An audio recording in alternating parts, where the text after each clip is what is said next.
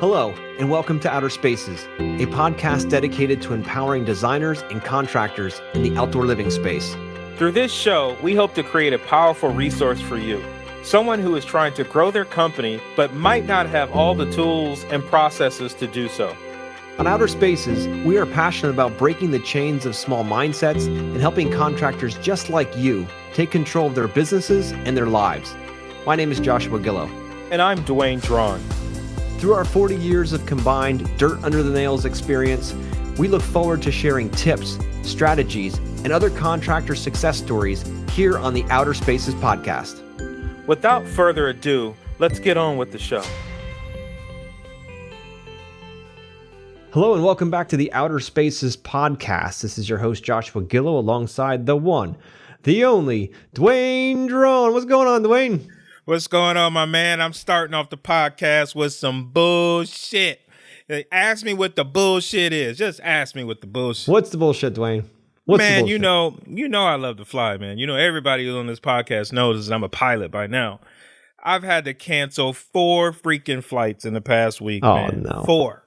Yeah, because it's raining. It rains every day. Like, I feel like I live in a fishbowl. Like, I feel like I'm about to rust or something.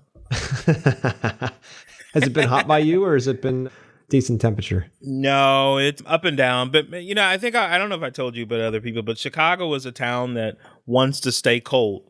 So It takes warm air to heat it up. It's not like a Florida where Florida's hot and it takes cold air to cool it down. Yeah. It only takes warm air, to make this place. It takes really hot air to make this place warm because it's so cold. It's just a cold place. You know, that's just the way it is. Maybe that's the benefit of being close to the lake, right?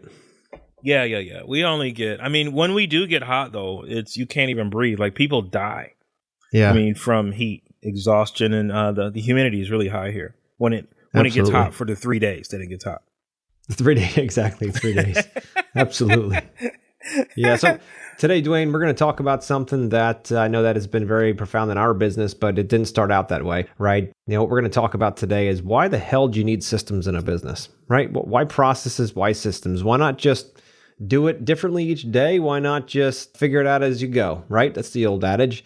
And the funny part is, that's exactly how I know I started, Dwayne. Is that how you started as well? Just kind of doing whatever the hell it was that made sense and what got you through each time?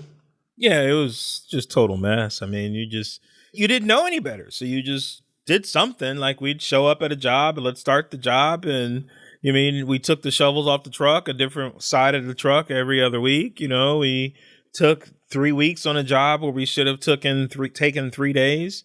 I mean, it was just always a mess. I used to tell people my office was in my center console of the truck. Yep. Like, there wasn't really an office. And then I would order materials the day we're starting the job. Like, I'd close the job a month before, get the deposit, everything to buy materials. But I wasn't ordering materials the day before we started the job. And God forbid, don't let that material not be in stock.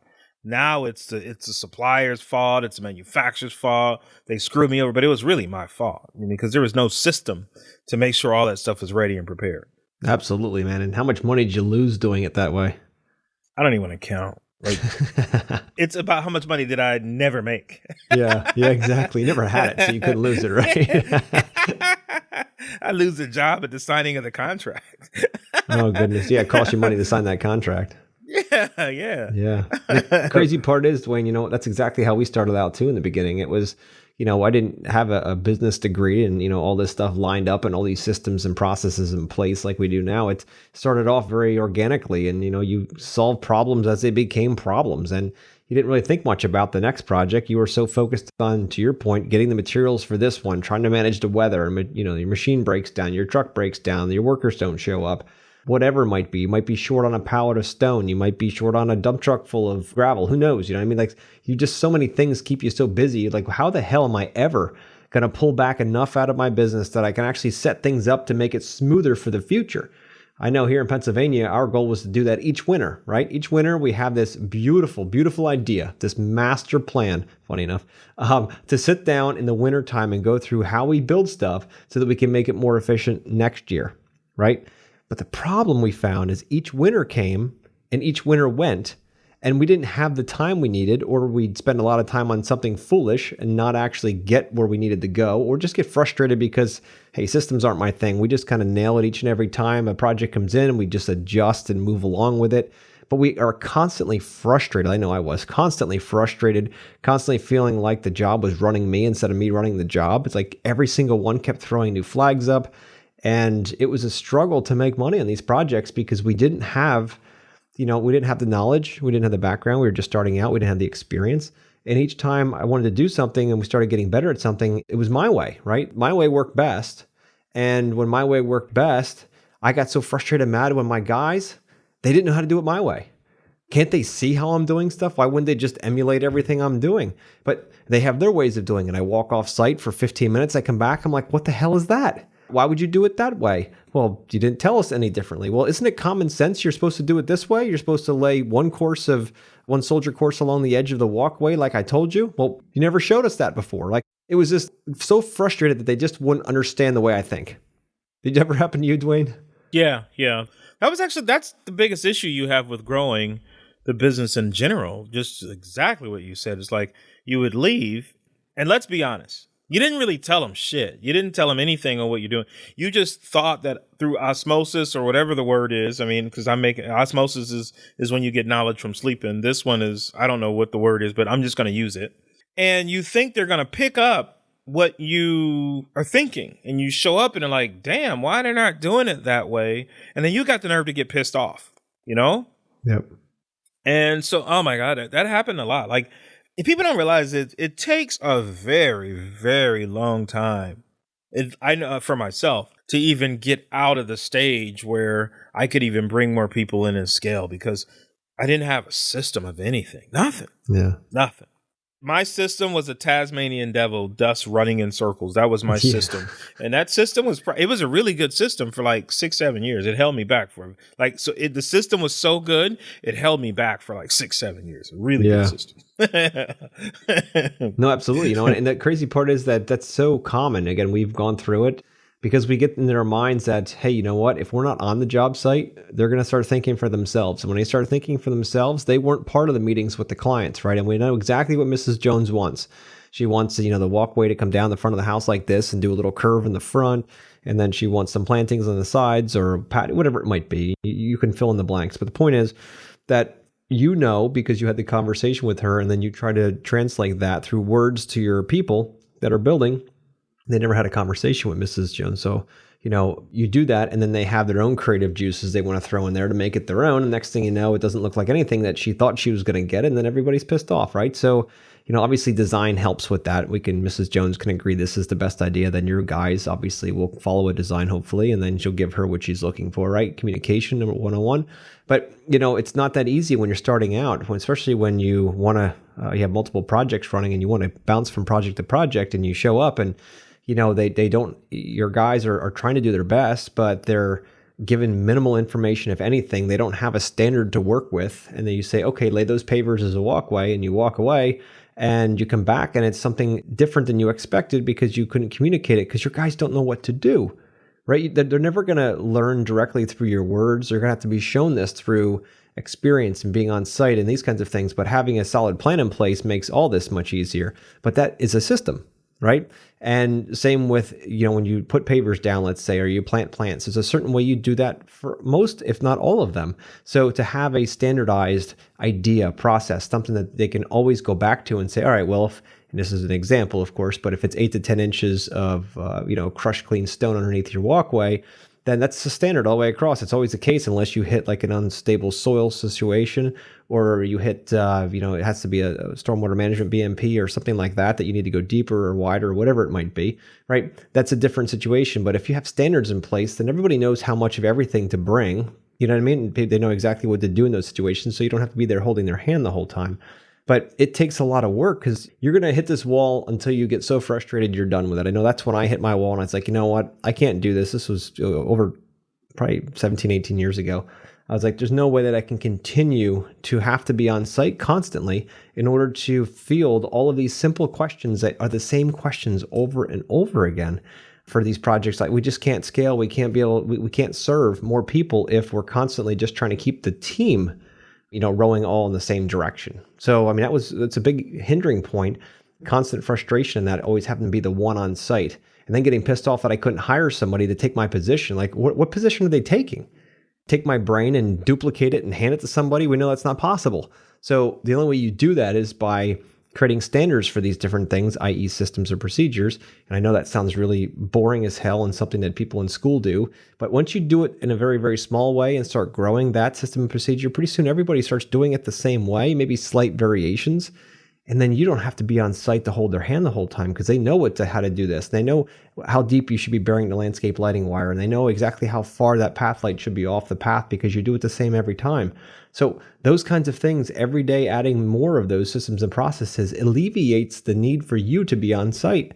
And now you can finally start running your business and not working in your business. Okay, I'm going to paint this picture for you. I am Johnny Tim's Landscape, okay? I got 2 employees. One's my cousin and one's, his friends. All right. And you are teaching the seminar at, AMC Acme Pavers. And you just gave this speech about how you get systems together and how you line this up. You're explaining everything, how it's done. Then I go home and I know, man, I got Timmy and we got to get this shit together. But can you explain to me, where would you start on the beginning level? Like, you're supposed to have these systems. How would you start it on the beginning level? That's an excellent question, Dwayne. And I often get that question. Like, it's great. You have all these ideas and systems and processes, but how the hell do you start? Right? I'm so focused on running my business and working in my business. Without me, it doesn't run. I can't take a vacation. Like, how the hell do you actually find time? And then what are the first steps? So first steps in starting to create systems around your what you're doing is to start writing out what you do every day. Right? When you go onto a project, let's just say for the sake of this conversation, you're a hardscaper, right? And you go out and you build awesome hardscape spaces for your clients. You need to start writing down each and every day, write down what you do in a day. Right? Write down the different steps, the different things you have to tell people, who you're telling these different things to, and then start watching them. You're going to find out that you're telling the same person a few times the same thing. So maybe they don't understand it by words. Maybe they need to see a diagram, or maybe they just need to see some kind of a picture so they could see it. Maybe they learn better that way, right? So start out by simply writing down what you do each day. It's going to take a little extra time, but write it out as little bullet points. Go through and say, okay, today I showed up at the yard at 7:00.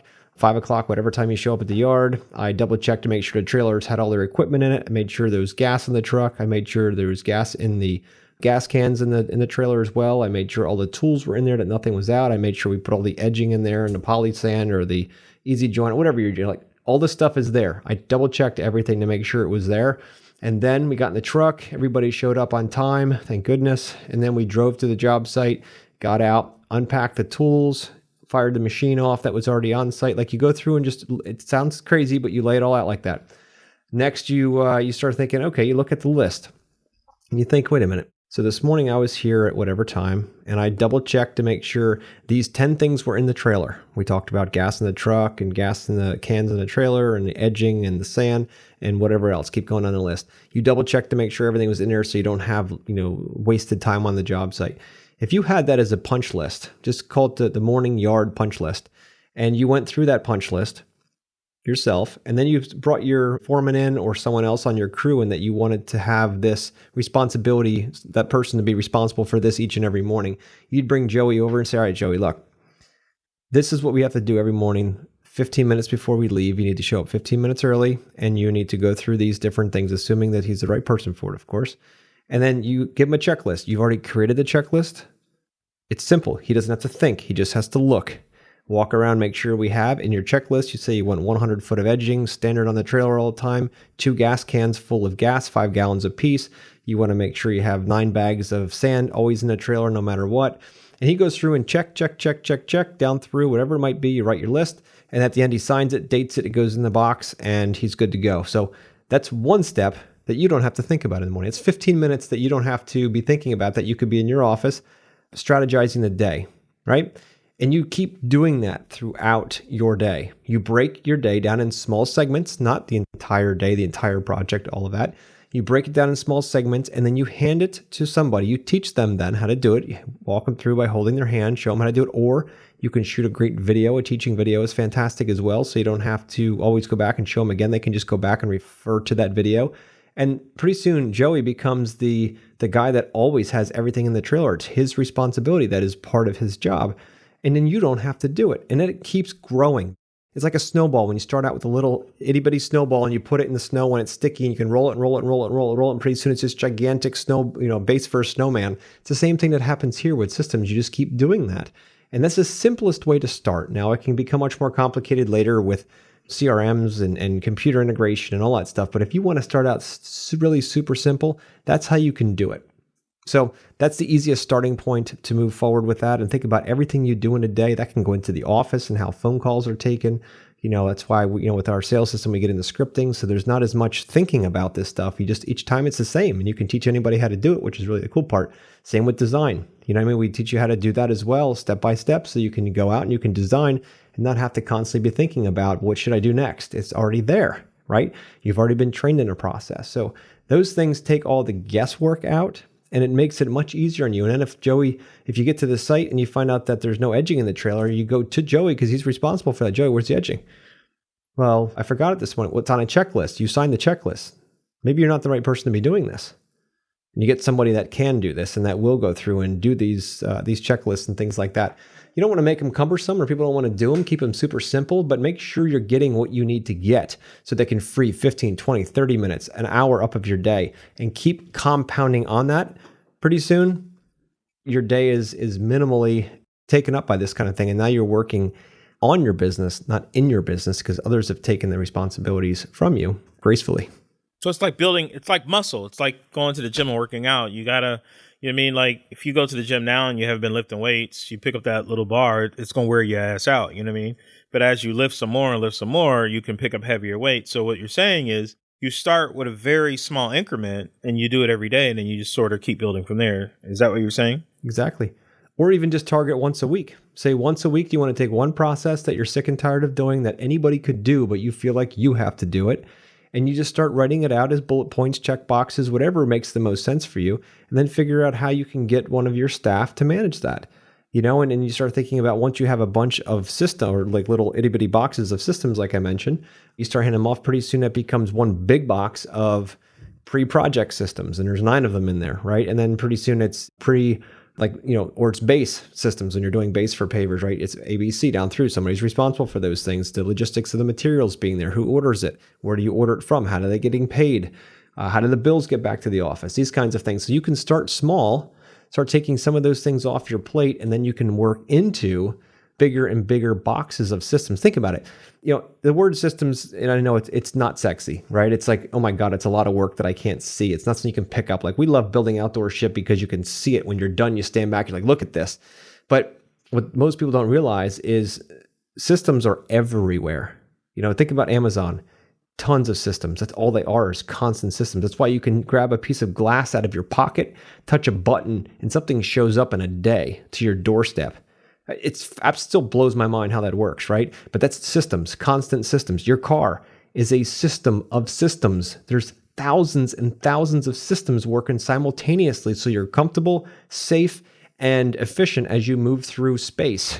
Through space here on the planet. So the point is that you're around systems constantly. Even listening to this podcast, you're involved in multiple systems in order to even make that happen. So systems are everywhere. And if you're not going to get in and tap into that and create systems within your own business, you're missing a gigantic opportunity to free up your time and not do the mundane tasks that have to be done every day constantly with different outcomes, because that's typically what happens. If without systems, every time you do something, it becomes different. Your clients don't know what to expect next. If you're running a maintenance company and each time your guys show up and mow the lawn differently, or because Sam likes to mow it this way and the other guy likes to do it diagonally and this guy likes to do circles in the front yard, whatever the hell it is, you can't have that. There has to be consistency throughout, and if you don't teach them how to do it, you're going to be stuck the rest of your life doing it in order to make sure they're happy, your clients are happy. So that's often what happens in this industry. People get stuck because they feel like they're the only one that can produce this.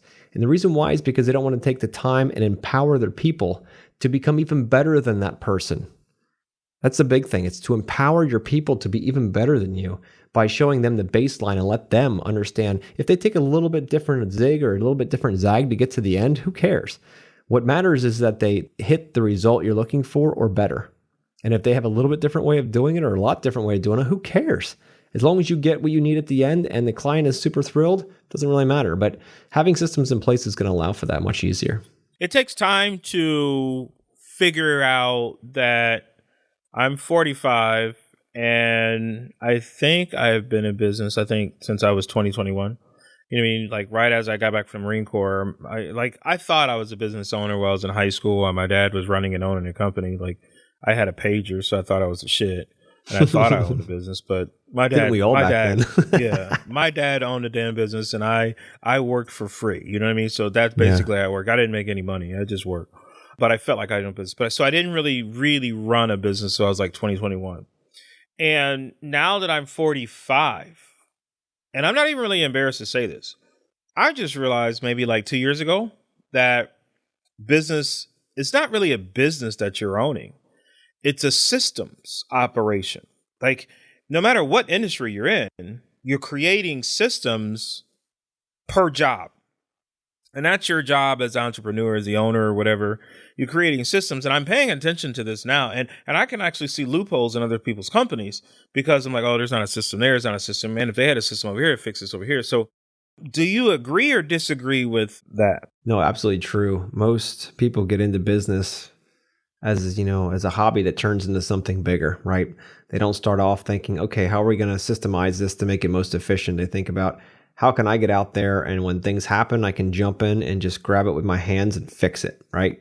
Especially guys, we're fix-its, right? It's all we want to do is fix things. And we often get ourselves in trouble because that's what we get stuck doing. We're constantly fixing things. So when it comes down to starting the business, the fastest way you can scale and grow is by understanding that a business, to your point, is no more than a bunch of systems that are done in a certain way. And you add your flair to it based on your personality. But at the end of the day, business is business. And the more efficient you can get to the end goal, which is a happy client and a great referral, that's who wins, right? At the end of the day. So if you want to keep, every day going out and getting stuck in the mud and never coming in on time and can't schedule your life and never see your family and never go on a vacation, think about vacation, Dwayne. That's a great one to add in here for sure. Systems allow you to be able to take vacations. And I'm not talking about a long weekend. I'm talking about weeks. I'm talking about being able to leave your business for weeks in the busy season and have it grow, at minimum, sustain, or grow when you're gone. That's when you know your systems are good. And I've heard this a long time ago, and I've always kept this close to my heart. When I said, look, if you really want to grow a business, you need to leave. And even your employees too need to leave for at least 2 weeks a year, back to back. Because then you start finding the holes in your systems, especially when you start implementing. Because if you have to be there to constantly be the glue that fills in the gaps, the wood putty, if you will, that fills in all the gaps, and then when you're gone, all of a sudden the entire chair falls apart, then that means that your systems aren't all that good.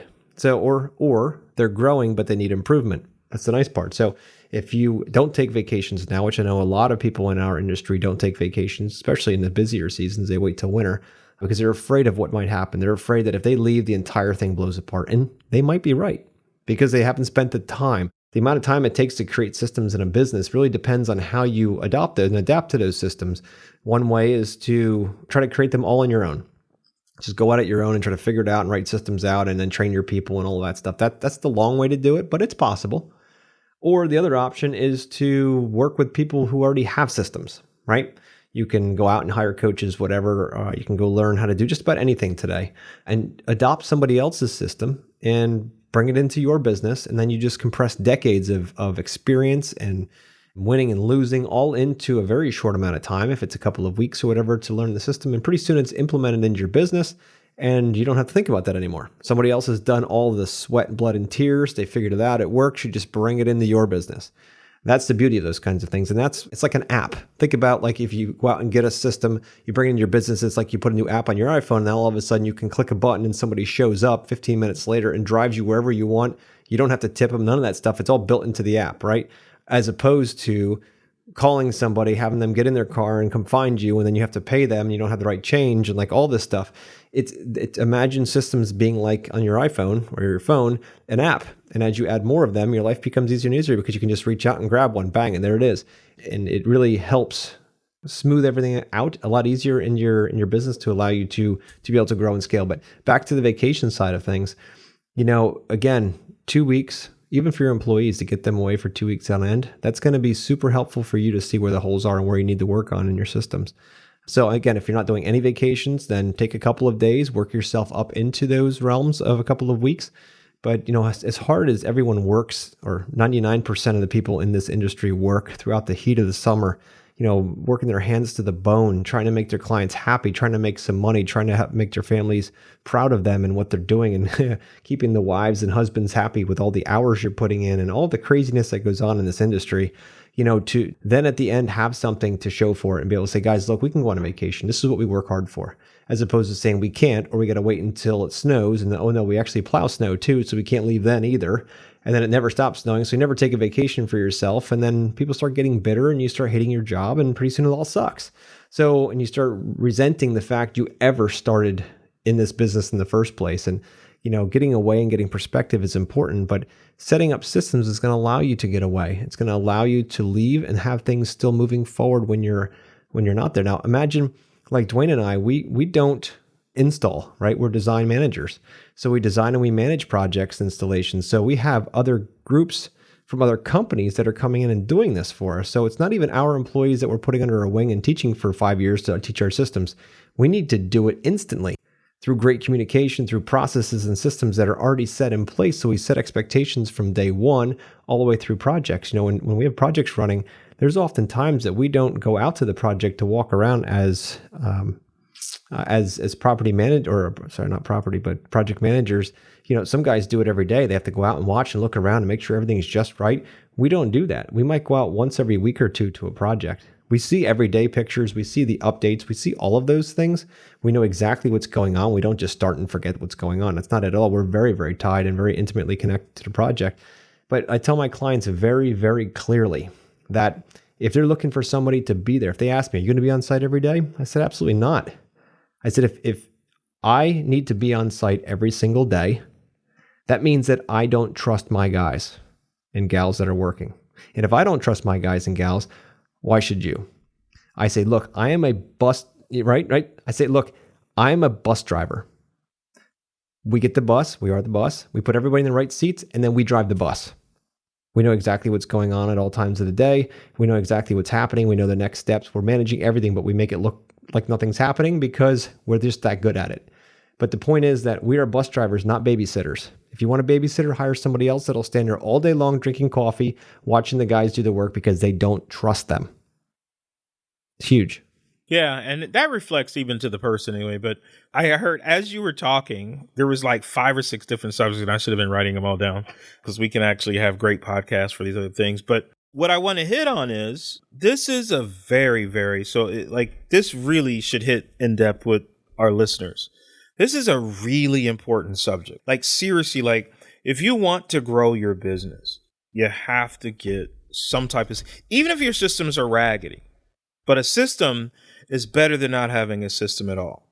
So Joshua, my next question is say they write down their list and everything, but where would they go for information to double down to really learn and gain this knowledge of building the system? Because hint, this system is what makes you the millions and not the millions. Like, and I think you probably have this when you first get into business. And I think I had it when I first got into business. Like, I sort of didn't really think I could grow a business. Like, I was in it, I wanted to, but after I realized, saw how hard it was, I'm like, wow, maybe I'm just not going to ever get it to grow, but I'm in it, I'm going to stay in it. But it wasn't until I started reading and studying and learning and studying and learning and figure things out.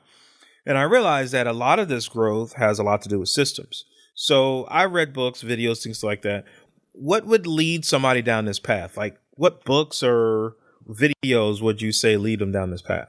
Yeah, so that's a great question. Before I get to that, what I found in my career is that in business, you grow and you hit a plateau, you grow and you hit a plateau, you grow and you hit a plateau, right? And if you want to continue upward, you need to change your mindset and you need to change your education or change your environment, your proximity to other people that are doing what you're doing, right? So, or want to do what you aspire to. Because if you get stuck in one spot, one box, you're going to be there forever. So, you only grow to a certain level. Without systems, you're only going to grow up until a certain, maybe a couple $100,000 if you're lucky in business a year in sales. And then you're going to find yourself you're beating your head against the wall. Like, I just can't go bigger. I'm frustrated. Everything I do, I can't break this certain line. Let's just call it 500,000, whatever. I don't have any systems in place, but I can get to 500,000 in sales, and I just can't grow. I can't take my business to the next level. And what you'll find is then if you start working and listening here about adding in systems, you will then be able to break through that plateau and start growing again, because that's what it takes to get to the next level. You can only get so far without them. And then what you'll find is those systems that you start with get you, say, to $1 million in sales a year. And those systems are amazing. You're either out there buying systems from people who have already built them. There's lots of great support out there in the different networks and the landscape networks out there. Obviously we have one as well, but there's lots of professionals out there. You can get a mentor, which is another great way to do it, to talk with a mentor, and they can take you through processes that they use, because they obviously started out, well, hopefully they started out where you are, and then worked their way up into where they are now as they're growing. But, to find a mentor that can guide you so you can do it quicker. That's the main thing. You can spend your whole life trying to figure it out on your own, or you can compress decades into days. I'll say that 100 times, but that's been one of the savings graces of my life, is understanding that I can either pay somebody or get, be able to add more value to somebody's life who will then teach me how to do these things, how to speed up the process of success, because they've already been there. They've already done that. How can I learn from them so that I can have a similar result? Because if they do A, B, and C and they get D as a result, if I do A, B, and C, there's a high probability that I'll get D as well. So if that's the goal, then why not do that and compress those decades into days so you can get it in a year instead of 10? Where can you go if you compress things like that? So whenever I do anything, whether it's, training for Ninja Warrior, whether it's, real estate, whether it's really anything, sales, all that stuff, I have coaches. I still have coaches to this day in almost every aspect of my life, because those coaches and those mentors help me see what's possible. They help me around the sticking points where most people would get stuck and get, like they start second guessing themselves. These mentors hold you accountable. They hold you true to what you say you're going to be doing. And they also then can help you through some of those things. Now, you don't want somebody who tells you what to do all the time, because you won't learn anything. You need somebody who actually asks you questions, deep questions, and wants you to think it and figure it out yourself. That someone that wants to help you learn how to fish, not just give you fish all the time. Because once you learn how to fish, you can fish anywhere in the world and get fish. So as opposed to saying, look, I want this certain kind of fish out of that creek, and once I move somewhere else, it doesn't work anymore. So learning how to do these different functions and things like that. So, to your question, where do you go? I say you go to mentors. I say you can even go to YouTube and watch stuff there. You can also read books, tons of books, seminars, all this kind of stuff within the industry. And believe it or not, here's one of my secrets. I love going outside the industry, because so much of our industry has been done the same way for so long, grass or landscape or pavers. It's the same thing. Maybe it's a different color, different texture, different advertisement, whatever. But at the end of the day, it's been done the same damn way forever. There's not a whole lot of excitement and life in this industry when it comes to new ideas. At least there wasn't for the longest time, right? So go outside your industry and figure out how you can take some of those technologies or those ideas and integrate them into your business. So it helps you stand out, right? So my background, my wife's a chiropractor. And when I first met her, she's like, hey, let's go to some of these chiropractic seminars. And I was like, oh, okay, whatever, I'll go. So went and listened to a lot of speakers, a lot of great speakers, like powerful speakers. A lot of them are speaking just like, you and I are from the heart. They're passionate. They're really out to serve people and to do the best for humanity and all that. I mean, absolutely love the groups. But all they talked about was subluxation, which is the correction of nerve pressure between the vertebrae of the back, right? So they're constantly talking about this and unleashing the power from within themselves and others, and also, the power that made the body heals the body, right? Those are the concepts that they talk a lot about. And then they talk about how they serve and how they help people and make people's lives better. Well, the funny part is they use the word chiropractic a lot. They use the other words within their profession as well. And I'm sitting in the audience and I have two choices. Either I'm going to sit there and say, this is bullshit. None of it pertains to me. I'm not a chiropractor. What the hell am I here for? This is ridiculous. Or, as I chose to do, I just flip words around. Outdoor living designer. Every time I say chiropractor, I'd say outdoor living designer. It's all business at the end of the day. They're passionate about what they do. I'm passionate about what I do. So it all makes sense. But I can then hear different ways of how they serve their patients versus our clients, how they're advertising to them, how they're showing them value, how they're treating them differently than I would in my own industry, right? And you can do this anywhere. It's not just chiropractic. That's my example. But if you go into other industries and start farming out ideas how they're doing things differently than we are in this industry, you get a huge leg up and a different perspective when it comes down to it. So even some of their systems the same way, how they bring people into their office, how they adjust them, how they go through their overall value stacks, and how they go through all of their different processes. You can take some of the ideas from there and bring them to your world. So you don't just have to go out and mirror somebody or say, hey, can I come in and just shadow you in another outdoor living company? Can I just shadow you for a couple of days? You can do it. Go to your hair salon. I mean, there's so many places you can go and just sit back and watch. How can I take these ideas? Okay, well, this appraiser came out and took a look at the house. And when he left, he actually left us a little box of chocolates. And he said, hey, thank you for the opportunity to be able to appraise your home. I hope it comes in where you want it to be. And you get a little box of chocolates. And you're like, I never expected to get a box of chocolates from an appraiser. And then you say, okay, what could I do that my clients aren't expecting? And again, those things then become systems. Your office then says, okay, once you go out and meet with somebody, the next step in the system is to send them a box of chocolates or send them along with you. So you can learn things from others, is my point. You don't have to always reinvent the wheel. So there's so many opportunities where you can go and start this, and it doesn't have to cost you $1. You just have to be observant. That's it. Yeah. You said something in your conversation that it made me realize that what I do a lot, I don't hang out with a lot of landscapers in the industry.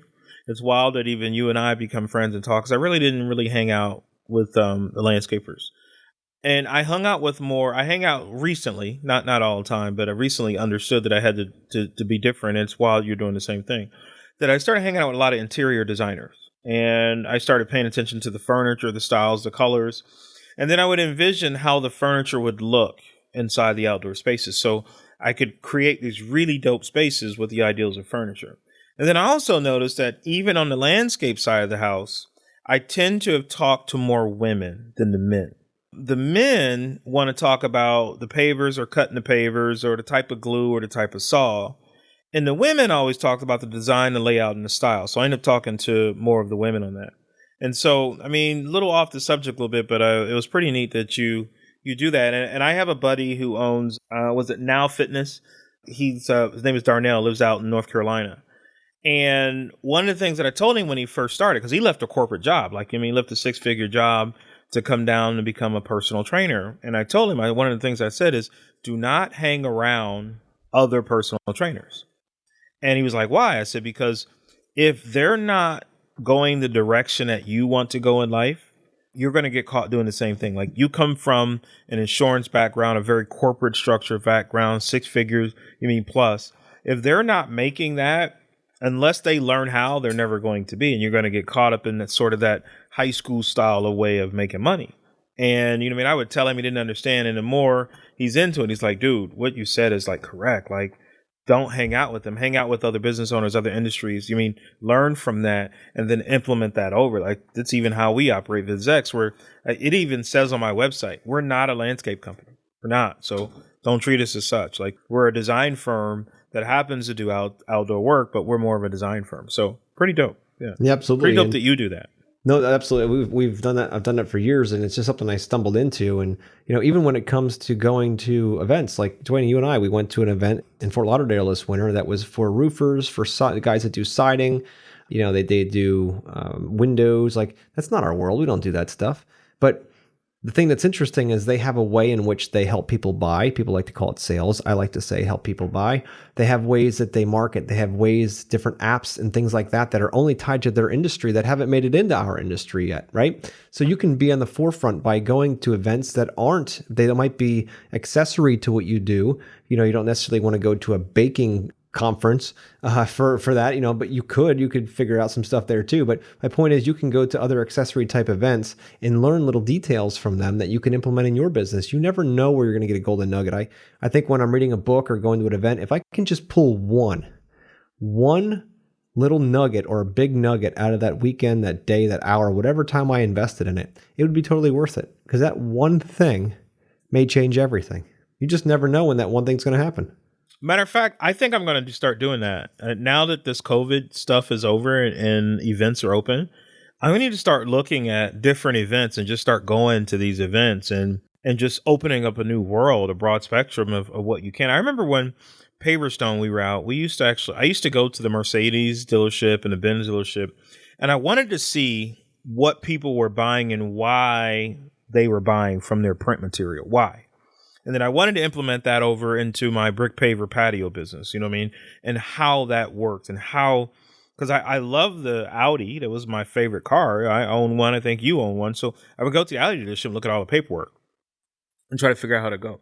But I mean, that's something I think I'll do. But to end the podcast today, and I know you want to give maybe 2 tips, and I think we sort of broke them down in depth, but would you think you have something extra to say, maybe 1 or 2 tips that they can go, and whoever's listening can actually go right now, soon as this is over, and maybe start on something and do something that can change your business tomorrow with these systems? Yeah, I think the easiest way to start that, as I mentioned before, is to start writing those punch lists, right? Start thinking about some of the mundane tasks that you keep doing each day, things that you know anybody could do, but you happen to be the person that always does them, not because you necessarily want to, but because you feel like you have to. Like I mentioned the trailer as an example, or maybe how the paperwork's collected at the end of the day in order to get to the office so that somebody can pay the bills, or if there's change orders on site. Just come up with a process, a checklist of how that goes, and then assign it to somebody. Give somebody accountability to that responsibility, and start with that. Look through your business, find things that you don't want to do, and then, pick them one by one apart and start figuring out, write down what you do. And I love check boxes, because as you check a checkbox off, there's just something that's beautiful and empowering about that. I don't know if that's what it is for you, Dwayne, but for me, at the end of the day, if I have 20 things that I need to do in that day, and because I always set my day up the day before, and then I go into the day and crank through it, but I'm checking boxes off and I feel like I'm crushing it because I'm knocking boxes out. And your people will feel the same way. So if you have 10 check boxes in a small thing that needs to be done, to the example of setting the trailer up in the morning, then everyone else can feel empowered too by checking those check boxes off and being accountable to that. So that would be the first thing, is to start off with small chunks like that. And then as you start building small chunks, if you say, look, my target now is to do 1 this week, 1 thing. I'm so busy, I don't have time for anything else. 1 thing that I can take off my plate and hand to somebody else, I'm going to do that. That's it. That's your first step. Second step is to do 2 of them a week. Start looking at the different things you're doing. Even if you do it on Saturday morning, Sunday night, whatever, you have a little bit of time to go through and do this. Set some time aside for you. And if you can't carve out 10, 15, 20 minutes a week, then you don't have a life. Let's put it that way. There's always enough time to do something that simple. Because when you invest time in creating these processes and systems, you are investing in your future. Because when these systems are in place, you get time back. Time is our most precious resource that we have, right? Most precious thing we have. So with that being the case, each time you spend the time to do this, you're now getting all that time back. It's like you're investing in your future. So the more of these investments you put in, the more time you get back. No different than if you were buying houses and renting them, right? Each time that you buy one, they produce cash flow. It's the same thing here, but it's time flow, right? And you start getting more time. And eventually you have 10, 15, 20, 50 of these things in place. And if, say, each one is worth 10 minutes, you do the math. Pretty soon, half your day is cleared up. And then you can start working more, on your business instead of in your business, spending more time with your friends and family. All this stuff that you work so goddamn hard for, that now you can finally enjoy the fruits of that labor. Not when you're 55 or 65 and crippled because you've worked your whole damn life, but right now when you start. There's nothing wrong with starting your business out with that mindset that you deserve to be happy, and you deserve to have time with your family and not think you have to work your entire life and your hands to the bone just to get a vacation after 10 years. That's insanity. But it's all because you don't want to invest time now, put money in a savings account. But in this case, it's putting time into a savings account of systems in order to make sure they compound over time. And you have then lots of extra time to work on the business and also to spend some time with your family. It's huge. Yeah. Yep. So that would be that. And so guys, if you need help with any systems in general, you just want to talk to us about systems that we've incorporated in our businesses, reach out. We're not here to try to sell you anything. I would love to help you on your journey. If something that we can help you with, we'd love to help you. But keep in mind, it's really up to you. In life, this is all up to you. If you want to be that one person that everybody has to come to all the time and feel frustrated and just overwhelmed constantly because you're the only one that can do something, keep doing what you're doing. But if not, if you want the better life, if you want to have more times with your friends and family, and you want to really enjoy this thing we call life, then you're going to have to take some time for you. And when you take some time for you and start taking those little day-to-day mundane tasks and handing them off to somebody else by setting up some type of a simple process, your whole life will change. And when your whole life changes, you're going to be happier, spend more time with your family, and really start to live the way you always wanted to.